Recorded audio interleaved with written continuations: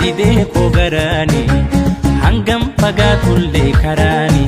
na hiddiite summii jaalalani boqannaa siif dhabdee koosammuu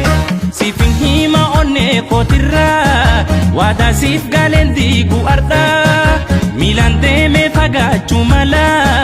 jibban beeytu onnee jaalalaa namnis waan fedhee haa odeessu jaalala siif qabuun xiqqeessu jaalala siif qabuun xiqqeessu namnis waan fedhee haa odeessu jaalala siif qabuun xiqqeessu jaalala siif qabuun xiqqeessu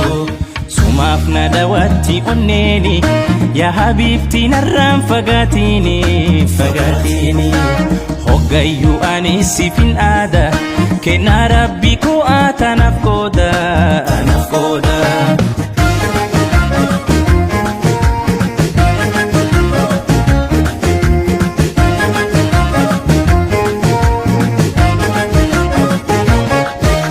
asin booda ormaa akkan laalle jaalala kee homtuu simmataalle hangan jiru lubbuun addunyaarra siifan kenna yeroo kan komaara ansif seene kana waada jaalalanan jiraachuu barbaada ansif seene kana waada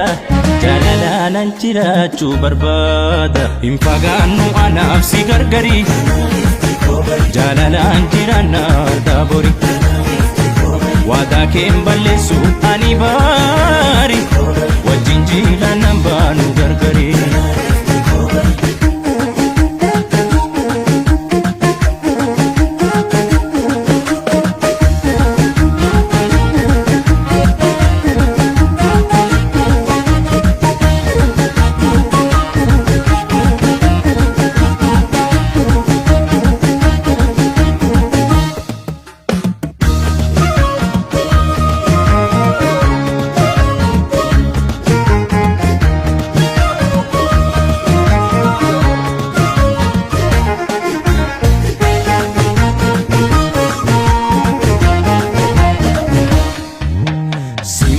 didee kogarani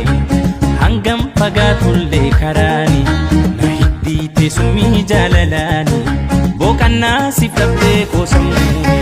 siifin hima onnee kootirraa waadaa siif gaaleen diigu ardhaa miilaan deemee fagaachuu mala jibban beeytu onnee jaalalaa namnis waan fedhee haa odeessu jaalala siif qabuun xiqqeessu jaalala siif qabuun xiqqeessu namnis waan fedhee haa odeessu jaalala siif qabuun xiqqeessu jaalala siif qabuun xiqqeessu sumaaf na daawwatti onneeni yaa habiibti narraan fagaatini fagaatini hoggayyuu ani siifin aada kenna rabbi ko atanaaf qooda anaaf qooda